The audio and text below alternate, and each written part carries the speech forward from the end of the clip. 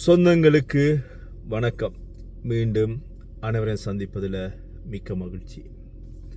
இந்த வீடியோவில் கௌரவ பாராளுமன்ற உறுப்பினர் டாக்டர் ராமநாதன் அர்ச்சுனா அவர்கள் உடுவில் டிசிசி கூட்டத்தில் பேசிய விஷயங்கள் தொடர்பாக தான் இந்த வீடியோவில் பார்க்க போகிறோம். அதுக்கு முன்பதாக என்னுடைய சேனலுக்கு புதிதாக வருபவர்கள் என்னுடைய சேனலை வந்து சப்ஸ்கிரைப் பண்ணி, லைக் பண்ணி, கமெண்ட் பண்ணி ஆதரவு தாங்க அப்படின்னு சொல்லி அன்போட பாசமாக கேட்டுக்கொண்டு, இன்று டிசிசி கூட்டம் இடம்பெற்றது உடுவில்.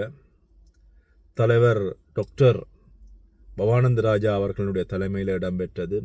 அந்த இடத்துல குறிப்பிட்ட உடுவில் பிரதேச சபையினுடைய பிரதேச சபை செயலாளரிலிருந்து அந்த உறுப்பினர்கள், பிரதேச சபை உறுப்பினர்கள், அது மட்டுமில்லாமல் பொதுமக்கள், சமூக நலன் விரும்பிகள் எல்லாருமே இந்த நிகழ்வில் கலந்து கொண்டிருந்தாங்க.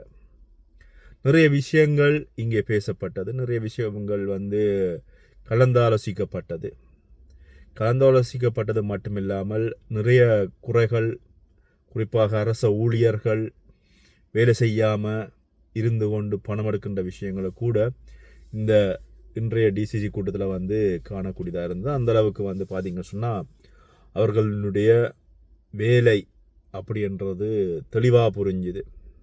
குறிப்பாக இந்த வீதி அபிவிருத்தி அதிகார சபையினுடைய விஷயம் கதைக்கின்ற பொழுது அங்கே இருந்த வீதி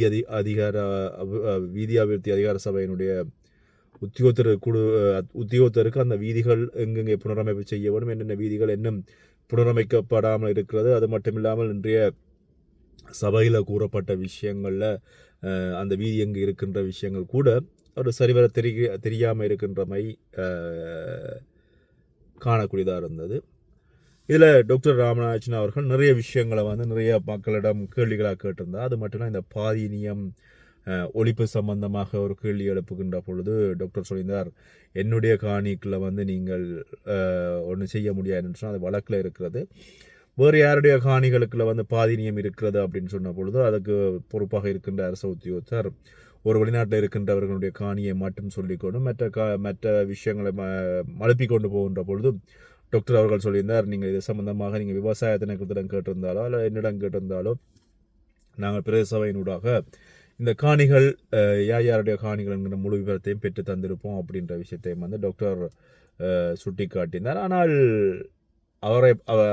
அவர்களை பொறுத்தவரையில் அவர்களுக்கு வந்து வேலை செய்யணும் அப்படின்ற எண்ணப்பாடோ அல்லது வந்து மக்களுக்கு சேவை செய்யணும் அப்படின்ற எண்ணப்பாடு இல்லை அப்படின்றதுல எந்தவித மாற்று கருத்தும் இல்லை. அப்படித்தான் இந்த நிகழ்வுகள் நடந்தது. ஆனால் இதில் ஒரு விஷயம் வந்து போற்றப்பட வேண்டிய விஷயம், அதாவது புதிதாக வந்திருக்கின்ற சுன்னாகத்தினுடைய போலீஸ் அதிகாரி அவர்கள் இந்த நிகழ்வில் பங்கேற்றிருந்தார். பங்கேற்றியது மட்டுமில்லாமல் அங்கே ஒரு சில பிரச்சனைகள் வந்து முன்வைக்கப்படுகின்ற பொழுது அவர் சொன்ன விஷயங்கள், இந்த மாதம் 31ஆம் தேதி, அதாவது மார்ச் மாதம் 31ஆம் தேதிக்குள்ளே வந்து நீங்கள் பிரதேச சபையினாலும் நீங்கள் எல்லாரும் என்ன சட்டங்களை நிறைவேற்றி விட்டு அதனை வந்து நீங்கள் என்னிடம் ஆதாரபூர்வமாக, அதாவது கடிதம் மூலமாக என்னை தொடர்பு கொண்டீங்கன்னு சொன்னால் நான் இது சம்பந்தமாக என்னால் முடிஞ்சவரை நடவடிக்கை எடுப்பேன். அது மட்டும் இல்லாமல் இன்னொரு விஷயத்தை அவர் குறிப்பாக சொல்லியிருந்தார், நீங்கள் பிரதேச சபையின் ஊடாக செய்யக்கூடிய விஷயங்களை கூட செய்யாமல் நீங்கள் எங்களை எதிர்பார்த்து காத்து கொண்டிருக்கிறீர்கள். அப்படி இல்லாமல் நீங்கள் எல்லா விஷயங்களையும் நீங்கள்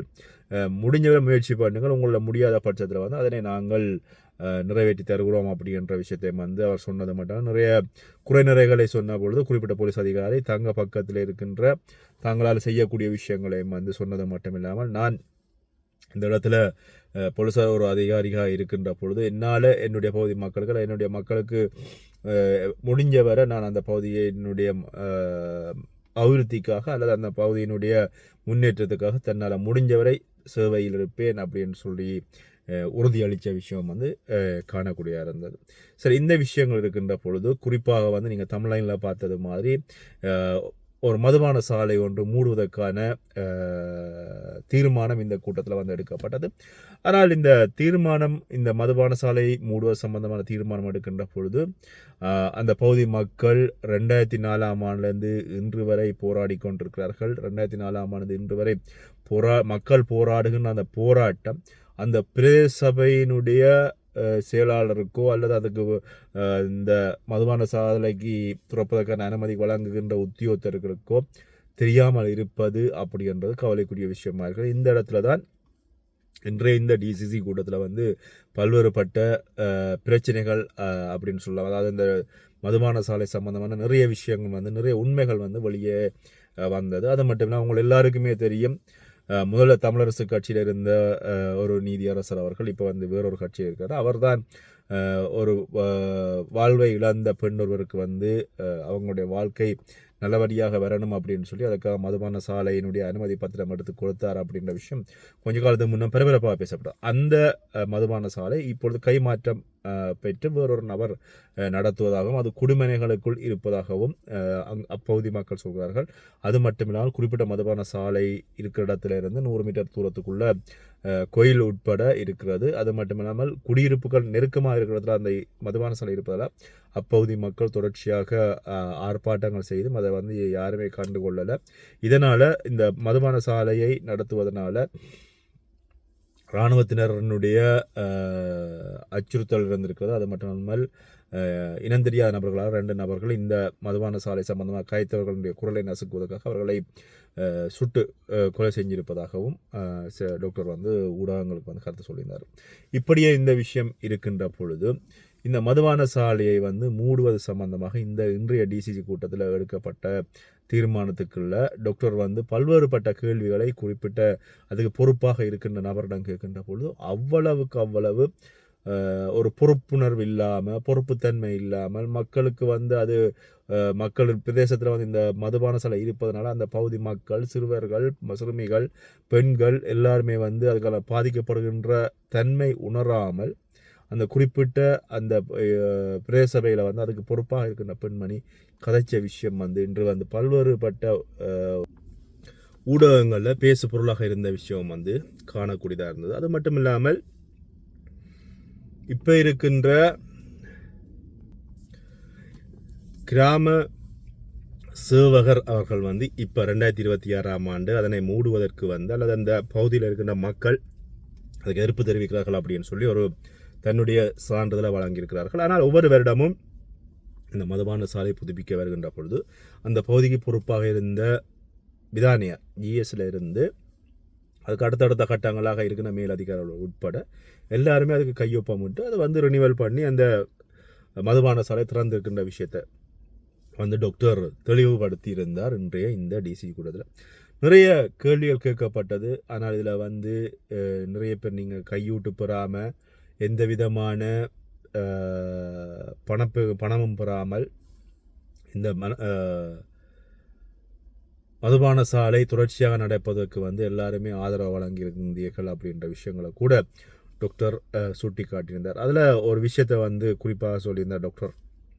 இந்த குறிப்பிட்ட பெண்மணியோடு பேசுகின்ற பொழுது ஒரு விஷயத்தை திருப்பி கேட்கின்ற பொழுது அந்த சபையில் ஒரு படித்தவர்கள் ஒரு படித்த அரசாங்க உத்தியோகத்தில் இருப்பவர்கள் என்ன செய்தார்கள் சொன்னால் எதுவுமே விளங்காமல் அதை வந்து மழுப்பி பேசுகின்ற பொழுது தான் டாக்டர் அங்கே வந்து கோபமாகி நான் திரும்ப ஒரே விஷயத்தை கேட்குறேன், நீங்கள் திரும்ப ஒரே விஷயத்தை மழுப்பலாக சொல்கிறீங்க அப்படின்றதையும் வந்து அங்கே சுட்டி காட்டிய விஷயம் வந்து இங்கே காணக்கூடியதாக இருக்கிறது இன்றைய இந்த டிசிசி கூட்டத்தில். ஆனால் இறுதியாக ஒரு முடிவுக்கு வரப்பட்டது. இந்த மதுபான சாலை இந்த மாதம் 31ஆம் தேதியோடு வந்து இதுக்கு ரினிவலுக்கு வருகிறது. அதாவது அதை வந்து புதுப்பித்தல் அந்த அதனுக்கான அந்த மதுபான சாலையினுடைய அத்தாட்சி பத்திரம் புதுப்பித்தல் வருகிறது. ஆனால் புதுப்பித்தல் கொடுக்க வேண்டாம், இது சம்பந்தமாக என்ன வழக்கு வந்தாலும் நான் அதனை எதிர்கொள்ள தயார் அப்படின்ற ஒரு விஷயத்தை டாக்டர் சுட்டி காட்டியிருந்தார்.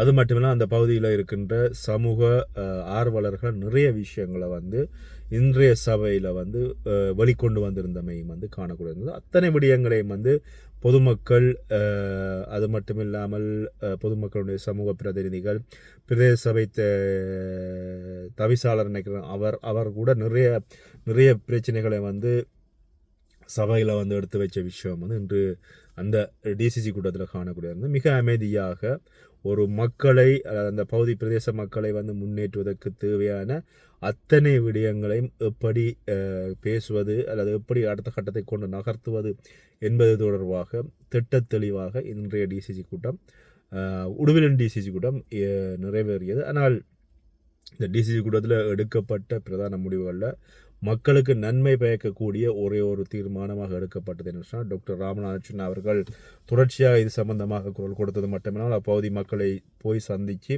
தான் நேரடியாக அந்த குறிப்பிட்ட அந்த நிறுவனம் அந்த மதுபான சாலையில் போய் பியர் வாங்கினேன் அப்படின்னு சொல்லி அது சம்பந்தமான பூர்வமாக தான் எல்லாவற்றையும் தேடி கண்டுபிடித்து அதுக்கப்புறமா தான் இதை வந்து பேசுகிறேன் அப்படின்னு சொல்லி இதை வந்து மூடணும் அப்படின்னு சொல்லி சொல்லியிருந்தார். அதனால் இன்றைய அந்த கூட்டத்தொடரில் வந்து இந்த தீர்மானம் நிறைவேற்றப்பட்டது.